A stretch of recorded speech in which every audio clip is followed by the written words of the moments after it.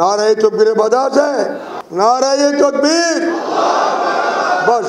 আসাদিয়া নুরিয়া কেন্দ্রীয় যুব পরিষদের আয়োজিত হযরত নুরি বাবা রহমতুল্লাহ স্মরণে সুলতানুল মুনজেরিন কনফারেন্স অনুষ্ঠিত হইয়ে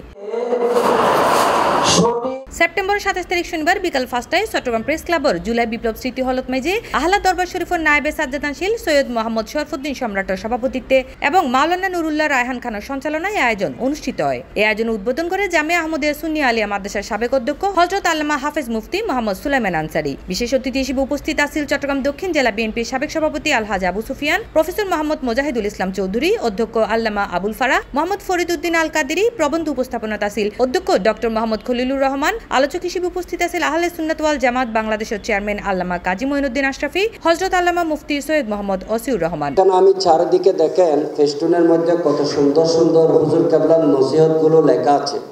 উনি যে একজন আল্লাহর ওলি এতে কোনো সন্দেহ। উনি এখানে বলেছেন যে কোরআনে পাকের তেলাওয়াত এবং জিকির আসকার এই দুইটা জিনিস হলো অপরিহার্য ইবাদত, কম্পালসারি।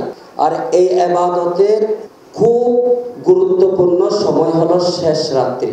ঈদকে মানার জন্য আমরা স্লোগান দিকে নারায়ে তাকবীর বলেন, বলবেন না আল্লাহু আকবার? বাধা আছে? নারায়ে তাকবীরে বাধা আছে?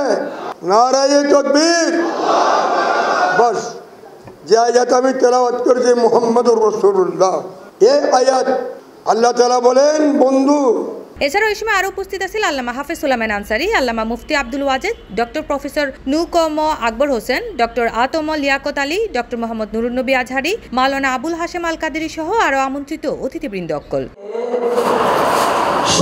C plus TV, Chittagong.